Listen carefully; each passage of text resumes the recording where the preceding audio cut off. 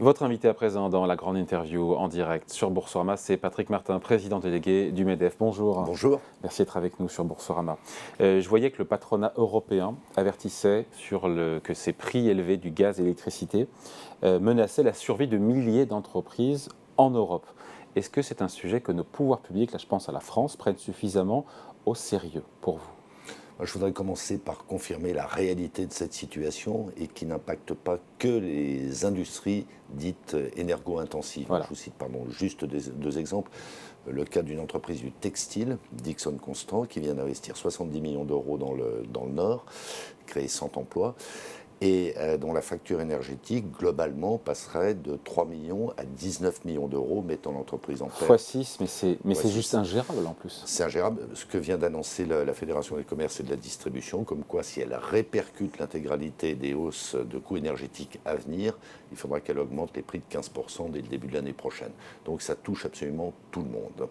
Alors, en regard, évidemment, nous on surveille et on encourage tout ce que les pouvoirs publics au niveau national, au niveau européen peuvent faire. Je vous coupe, pardon Patrick Martin, mais on parle d'un bouclier tarifaire pour les particuliers. Et c'est très bien, 45 milliards d'euros mis sur la table, c'est du bruit parce qu'il y aura des recettes liées aux énergéticiens avec les énergies propres et l'éolienne. Bon bref, en gros c'est un coût à 20 milliards. Il n'y a pas de bouclier tarifaire, je ne suis pas en train de le défendre, mais il n'y a pas de bouclier tarifaire pour les entreprises. Il y a des choses qui sont prévues. Ouais. Ça vous énerve qu'on ne parle pas, qu'il n'y ait pas dans le débat public? Il y a une disproportion entre ce qui est prévu pour les ménages et ce qui n'est pas ou qui est mal prévu pour les entreprises. Il y a un bouclier tarifaire pour les entreprises qui font moins d'1 million d'euros de chiffre d'affaires, elles sont considérables, mais évidemment ça ne couvre pas tout le sujet. On regarde ce que les Allemands ont annoncé, qui nous fait un peu peur quand même, les 200 milliards d'euros que le gouvernement allemand octroierait à ces entreprises sous forme de bouclier tarifaire. Ça créerait des problèmes de distorsion de concurrence, ça fracturerait l'Union européenne.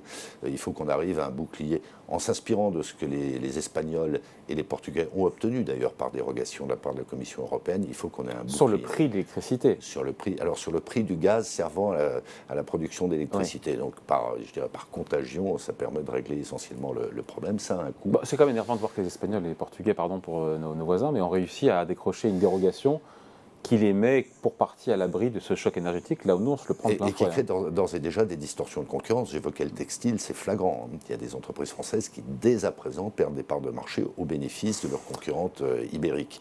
Donc il y a des risques, pardon Patrick Martin, de suppression d'emplois, sachant que la situation est évidemment plus grave en Allemagne que chez nous, puisqu'ils ont une industrie qui est bien plus grosse que la nôtre. Quelles sont les remontées du terrain que vous avez, encore une fois, il y a de plus en plus de boîtes qui mettent leurs salariés en chômage partiel, qui réduisent leur production. Quels sont les retours du terrain qu'a le MEDEF ? Alors, ça arrive, c'est une déferlante. C'est sporadique ou c'est une déferlante ? C'est une déferlante et finalement assez récente. Quand on a interrogé nos adhérents, nos 190 000 adhérents avant notre REF, fin août, le moral des troupes était bon. Et puis il y a eu une prise de conscience brutale, notamment liée au fait qu'il y a des contrats de couverture qui arrivent à échéance et pour lesquels il est proposé des renouvellements avec des multiplications par 6, par 8 des coûts d'approvisionnement. Donc il y a une prise de conscience brutale. Il y a d'ores et déjà des réalités, des entreprises qui, oui, baissent leur production, qui parfois même s'arrêtent dans des secteurs qu'on connaît. Ça peut être l'aluminium, ça peut être le verre, ça peut être le ciment, voilà. Et donc ce mur des renouvellements de contrats... qui arrive quoi, en fin d'année ? Alors ça dépend des entreprises. Pour ma propre entreprise, je suis couvert, mon entreprise est couverte jusqu'à fin 2023, donc je suis un peu plus serein. Mais pour ceux, et on en connaît des dizaines et des centaines qui doivent renouveler dans les semaines qui viennent, c'est une vraie source d'angoisse. D'angoisse, avec l'idée, encore une fois, on a des chiffres sur de combien, au global, on parle d'une entreprise qui a subi une hausse multiplication par 6 de sa facture énergétique. Vous avez fait des chiffres, des statistiques au MEDEF pour voir, globalement, nos adhérents ont une facture énergétique qui a doublé, dont le prix a doublé en un an, pour mettre des chiffres sur... Non, mais la jauge, si on peut dire, c'est au moins multiplié par 6. J'insiste sur un point. Une multiplication par 6 du coût des approvisionnements. C'est la règle. Avec l'idée que tous les secteurs sont concernés, pas seulement. On met l'industrie en avant, évidemment. Bien sûr, il le faut. Alors, si ce n'est que les énergo-intensifs bénéficient, et tant mieux pour eux d'ailleurs, d'un certain nombre de dispositifs particuliers qui les protègent mieux. Il y a un point très important qu'il faut souligner, c'est que le prix de l'énergie n'est pas du tout le même, par exemple, aux États-Unis ou en Afrique du Nord. Il y a d'ores et déjà des entreprises, des industriels qui transfèrent une partie de leur production vers les États-Unis, vers l'Afrique du Nord. Vous tirez le signal d'alarme, pardon, parce que On l'entend un peu dans le débat public, mais pas tant que ça.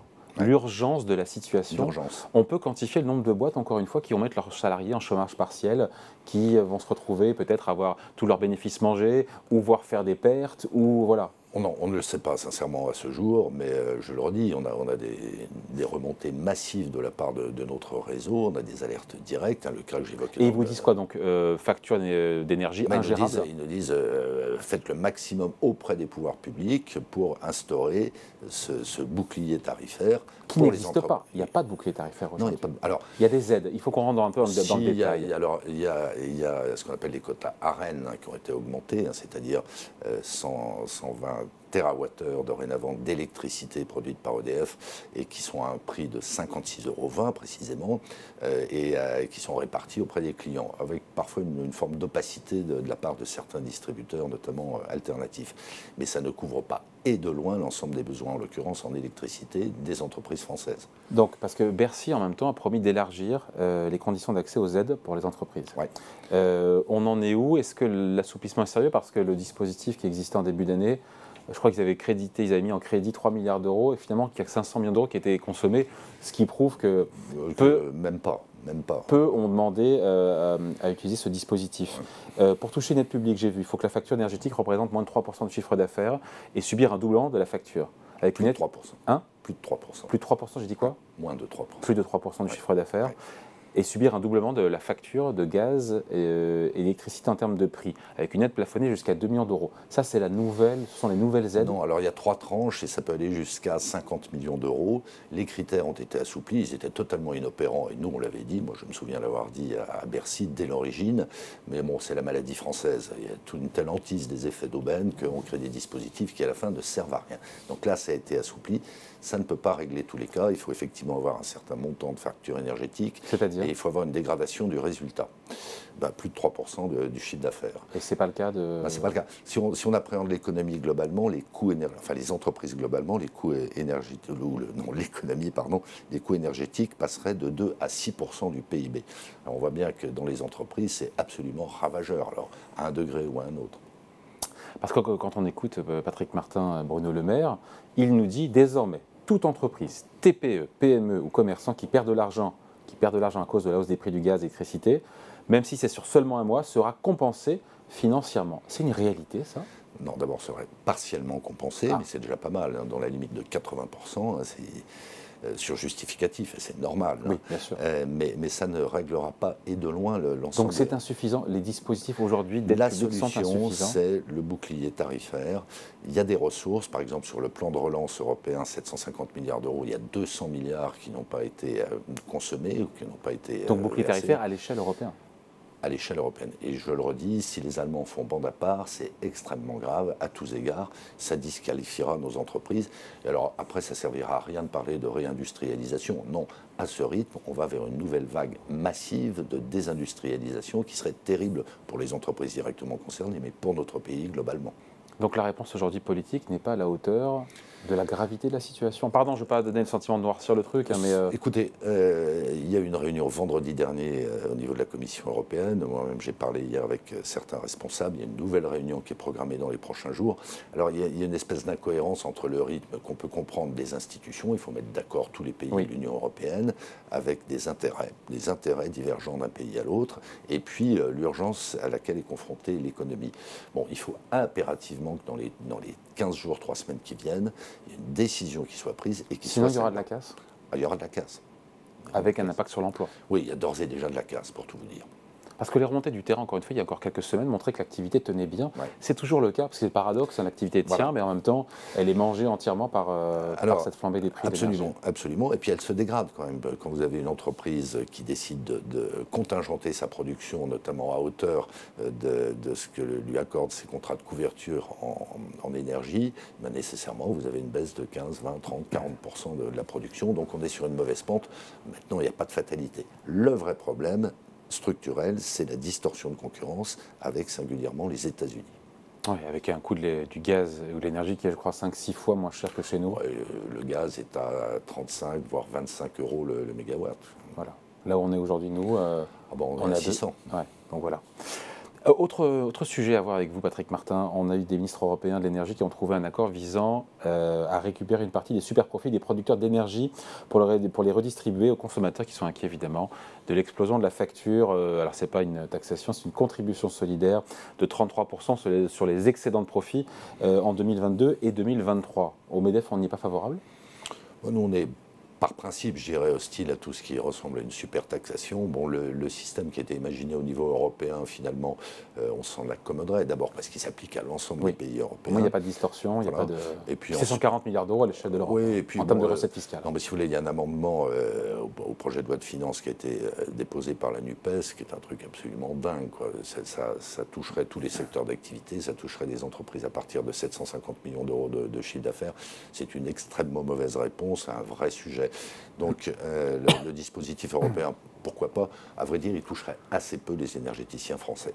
Bon, je reviens sur cet échange d'amabilité qu'il y a eu entre le MEDEF et le ministère de l'économie. C'était la semaine dernière, juste pour clore le truc. Je lisais, en gros, le gouvernement vous a reproché une forme d'incohérence dans vos propos, parce que suite au projet de budget, il y a eu donc un communiqué de presse, je rappelle pour ceux qui n'ont pas suivi, du MEDEF, disant qu'il y avait en gros trop de déficit en France. Et en même temps, le gouvernement dit ils sont sympas au MEDEF, puis ils ont toujours plus de baisse d'impôts pour les entreprises. Est-ce que vous comprenez ce recadrage, pardon, je le mets entre guillemets, de la part du ministère de l'économie, de Gabriel Attal, Bruno Le Maire? L'incident est clos. À vrai dire, le commentaire qu'on a pu faire sur le projet de loi de finances, c'est à peu près mot pour mot le même que l'on fait depuis plusieurs années. Que la France vit au-dessus de ses moyens, pardon, je le résume. D'ailleurs, vous l'avez écrit, je pense. Oui, on n'oublie pas que les entreprises françaises demeurent parmi les plus taxées au monde. Et je citais l'initiative allemande de 200 milliards d'euros pour aider les entreprises. Ça porterait l'endettement public allemand à 85%. Nous, sans avoir fait grand-chose pour l'instant, on est déjà à 115%. Ouais. Donc ça renvoie bien à cette idée que de manière concertée, intelligente, il faut que la sphère publique globalement, l'État singulièrement, fasse baisser ses frais généraux pour précisément se laisser des marges d'action pour investir et pour aider. Parce que l'État est là aussi pour aider les entreprises comme les ménages. Ouais, donc l'incident est clos, mais en même temps, vous maintenez que le budget 2023 est trop dépensier? Et on s'inquiète du fait que c'est cette pente naturelle qu'ont parfois les hommes publics, les femmes publiques d'ailleurs, de vouloir faire des économies sur des dispositifs de soutien à l'économie. C'est pas ça le vrai sujet. À nouveau, les entreprises françaises sont parmi les plus taxées. Il vous l'a dit à Bruno Le Maire, il l'a dit, je crois que c'était sur France Inter, je sais plus, en disant, que le MEDEF nous aide à trouver une niche fiscale et les aides inutiles aux entreprises. C'est pas ça l'enjeu. Si vraiment vous voulez... Non, enfin, en fait, il y a un système un peu pervers, on en est conscient, c'est-à-dire qu'on met en place des systèmes d'aide qui sont ciblés pour compenser une fiscalité qui est par ailleurs trop lourde. Bon, donc ça, on peut en discuter, mais il faut prendre les choses dans l'ordre. Et tout remettre à plat. Notre propos n'est pas là. Notre propos, c'est qu'on a des frais généraux de l'État qui sont excessifs. On peut faire toutes les comparaisons du monde. Et donc, l'État n'a plus de marge de manœuvre pour venir en soutien, que ce soit des ménages ou des entreprises, quand nécessité fait loi. Nous étions nous aussi à la rêve du MEDEF. Boursorama est partenaire média de ce rendez-vous tous les ans. Je me rappelle Geoffroy Roux de Bézieux, que d'ailleurs j'avais interviewé, qui avait considéré que la réforme des retraites n'était pas prioritaire. Est-ce qu'aujourd'hui le MEDEF a changé d'avis? Non, ce n'est pas exactement ce qu'avait dit Geoffroy. Il avait dit l'assurance chômage d'abord. Alors, voilà, en termes de cadencement, si l'on peut dire, des priorités, assurance chômage d'abord. Ça ne veut en aucun cas dire, et il ne l'a pas dit, qu'il ne faut pas faire la réforme des retraites. Bon, les chiffres sont là, ils sont imparables, on ne les fait pas mentir. Il y aura 10 milliards de déficit du régime général en 2027 et 20 milliards en 2032. Bon, on ne peut pas rester inerte face à ça. Donc nous, on est très demandeurs de cette réforme. Le dispositif qui finalement a été adopté nous paraît bien, c'est-à-dire qu'on se donne un temps nécessaire, mais pas trop long. 3 mois de concertation. Qu'est-ce qui va se dire de plus? Il y a déjà eu des tonnes de concertations, de réunions. Demain, d'ailleurs, Olivier Dussopt va recevoir tout le monde au ministère. Qu'est-ce qui va se passer? On a Laurent Berger qui a dit 65 ans, c'est niette, donc il est clair, il est carré. Tous les syndicats sont à l'unisson, syndicats des représentants des salariés. Qu'est-ce qui va se passer? On va discuter de sujets dont on a déjà discuté depuis des mois, voire des années. Écoutez, tout le monde avance un peu masqué dans cette affaire, même si beaucoup a été dit, puisque depuis le temps qu'on traite ce projet de réforme des retraites, je fais référence évidemment aux interminables et finalement assez stériles consultations lancées en début du précédent quinquennat. Il y a malgré tout des sujets de discussion sur... il y a du grain à moudre sur quoi? Sur l'usure au travail, sur les carrières longues, sur l'emploi des des seniors. Mais sur le curseur de l'âge de départ, c'est niais de Laurent Berger. Et aucun accord n'est possible si la CFDT n'est pas dans la boucle. Je ne vais pas faire l'exégèse des propos de Laurent Berger. Qu'on aime bien au demeurant d'ailleurs. Avec qui on a une assez bonne qualité de relation. On n'est souvent pas d'accord, mais au moins on se parle.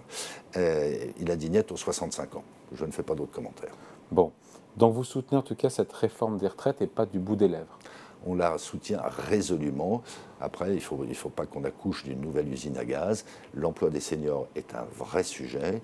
L'usure au travail est un vrai sujet. C'est un sujet, vous avez raison, qui incombe aux entreprises. Qu'est-ce que vous répondez à celles et ceux qui nous regardent, qui disent « Ouais, mais au-delà de 50 ans dans une boîte, on est considéré comme un senior et comme un vieux ». Qu'on a des efforts à faire, on va faire des propositions. Il faut des propositions, alors plutôt sous forme d'incitation que de sanctions. On a quelques idées assez précises, peut-être qu'on a trop tardé à les exprimer, mais elles existent. Et après, il y a d'autres sujets qu'il faut reprendre, par exemple les carrières longues, qui finalement recréent presque des régimes spéciaux. Ça ne nous paraît pas être une bonne solution, ni sur le plan financier, ni sur le plan de l'équité. Il y a beaucoup de gens qui partent en carrière longue, certains c'est normal, d'autres moins probablement.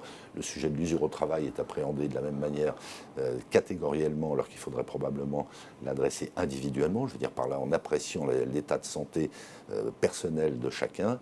Et donc il faut qu'on se repenche sur tous ces sujets-là. Nous, on est prêts à le faire, mais il faut qu'il y ait une réforme paramétrique, appelons les choses par leur nom. Ouais.